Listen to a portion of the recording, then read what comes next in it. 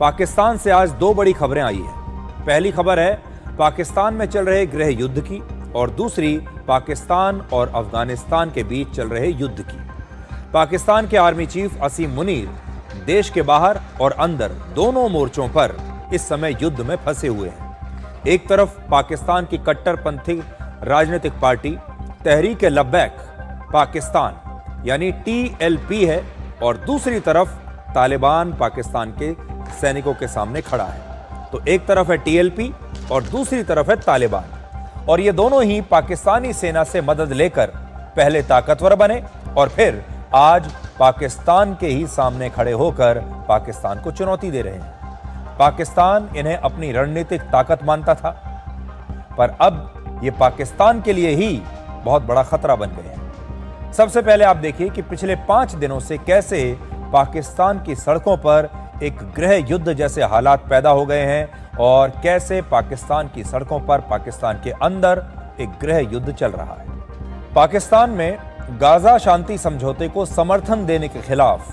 पाकिस्तानी पंजाब के मुरीद के शहर में इस समय जबरदस्त विरोध प्रदर्शन हो रहे हैं। TLP ने गाजा शांति समझौते के विरोध में लाहौर से लेकर इस्लामाबाद तक एक लंबा प्रोटेस्ट मार्च निकाला और अमेरिकी दूतावास की तरफ मार्च करने की कोशिश की। TLP कहता है कि पुलिस की फायरिंग में अब तक उसके 250 से ज्यादा कार्यकर्ता मारे जा चुके हैं और 1,500 से ज्यादा कार्यकर्ता उसके घायल हुए हैं। खुद TLP के चीफ हाफिज साद हुसैन रिजवी को भी कई गोलियां लगी हैं और उनकी हालत भी अभी गंभीर है। और अब पाकिस्तान में यह विरोध प्रदर्शन और ज्यादा आक्रामक होने की आशंका है। पाकिस्तान के सुरक्षा बलों पर बख्तरबंद गाड़ियों से इन प्रदर्शनकारियों को बड़ी क्रूरता से कुचलने के आरोप लगे हैं और पाकिस्तान की सरकार ने अभी तक इस पर कोई बयान जारी नहीं किया है। अब आप इस प्रदर्शनकारी का एक बयान सुनिए जिसकी आज पूरे दिन में बहुत चर्चा हो रही थी। तो सोचिए पाकिस्तान की सरकार अपने ही लोगों पर कैसे अत्याचार कर रही है। अब आप पाकिस्तान के लाहौर शहर की तस्वीरें देखिए जिसमें चारों तरफ आपको धुआं ही धुआं नजर आएगा और साथ ही लगातार गोलियां चलने की आवाजें भी आपको सुनाई देंगी। वहां पाकिस्तानी पुलिस ने प्रदर्शनकारियों को रोकने के लिए लाठीचार्ज के साथ साथ आंसू गैस के गोले भी फायर किए हैं। पाकिस्तान की पुलिस का यह ऑपरेशन रात को 2 बजे शुरू हुआ और यह सुबह 7 बजे तक चला। इन प्रदर्शनकारियों को रोकने के लिए 10 से 12,000 पुलिसकर्मी तैनात किए गए थे और इसके बाद भी सड़कों पर इन प्रदर्शनकारियों के हाथों वहां के पुलिस वाले सरेआम पिटते हुए देखे गए। हैरानी की बात यह है कि इस प्रदर्शन में 100 से ज्यादा पुलिसकर्मी भी घायल हुए हैं और इनमें से कईयों को तो गोलियां भी लगी हैं। और पाकिस्तानी मीडिया कहता है कि ये गोलियां TLP के प्रदर्शनकारियों ने पुलिस पर चलाई। TLP पाकिस्तान की एक बड़ी कट्टरपंथी राजनीतिक पार्टियों में से एक है जो मजहब के नाम पर हिंसा को सही ठहराती है।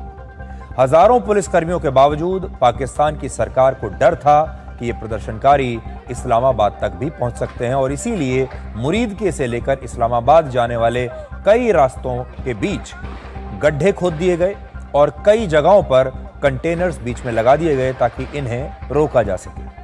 इस्लामाबाद में सरकारी दफ्तरों और विदेशी दूतावासों वाले इलाके को पूरी तरीके से सील कर दिया गया है और पाकिस्तान में दंगा रोकने के लिए जो पुलिस है उसे सभी महत्वपूर्ण रास्तों पर तैनात कर दिया गया है।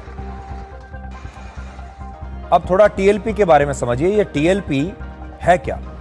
तो TLP की स्थापना वर्ष 2015 में खादिम हुसैन रिजवी ने की थी। ये कोई बहुत पुरानी पार्टी नहीं है। खादिम हुसैन रिजवी ने फिलिस्तीन और इस्लाम के मुद्दे पर अमेरिका, इजराइल और पश्चिमी देशों के खिलाफ भी प्रदर्शन किए हैं और TLP के लाखों सदस्य हैं जो इस्लाम का अपमान करने पर मौत की सजा देने की मांग करते हैं। ये सारे लोग बहुत कट्टरपंथी विचारधारा के हैं। पाकिस्तान में वर्ष 2024 के चुनाव में TLP ने भी चुनाव लड़ा था और तब इसे 29 लाख वोट मिले थे और पाकिस्तान के पंजाब प्रांत की विधानसभा में इसके 2 विधायक भी हैं। यानी मजहब का इस्तेमाल करके अब यह पार्टी एक बड़ी राजनीतिक ताकत बनने की कोशिश कर रही है पाकिस्तान में और इसकी ताकत कितनी है आप इन तस्वीरों से देख सकते हैं। पाकिस्तान में ऐसे कट्टरपंथी संगठनों को सबसे पहले पाकिस्तानी सेना ही हवा देती है।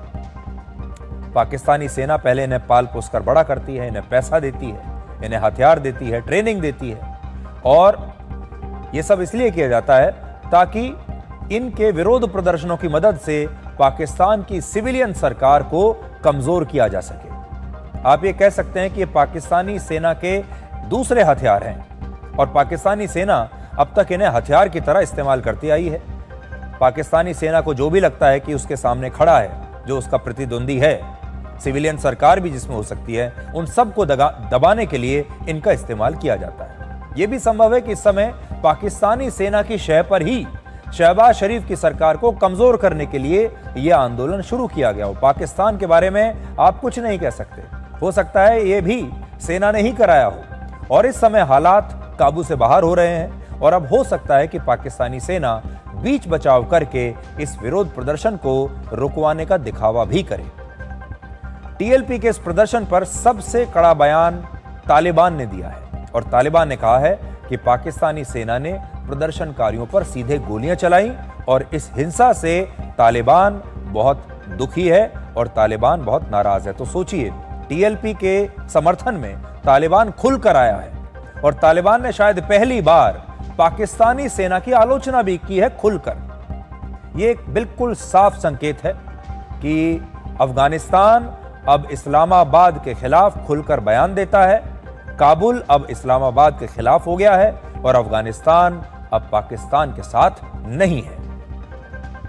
टीएलपी इस्लाम की बरेलवी विचारधारा को मानता है, जिसकी स्थापना 19वीं सदी की शुरुआत में भारत के उत्तर प्रदेश के बरेली शहर में हुई थी और इसके संस्थापक थे इमाम अहमद रजा खान बरेलवी, और वो एक इस्लामी मुस्लिम विद्वान माने जाते हैं, इस्लाम के विद्वान माने जाते हैं। बरेलवी विचारधारा के समर्थकों ने ब्रिटिश राज के समय मुस्लिम लीग का समर्थन किया था और भारत का बंटवारा करके पाकिस्तान बनाने की मांग पर उन्होंने बहुत जोर दिया था। और इमाम अहमद रजा खान बरेलवी ने यह तब कहा था कि हिंदू और मुसलमान कभी एक साथ नहीं रह सकते। अब सोचिए, पाकिस्तान के शहरों में सिविल वॉर जैसे हालात बन गए हैं और शहबाज शरीफ अभी विदेश दौरा कर रहे हैं।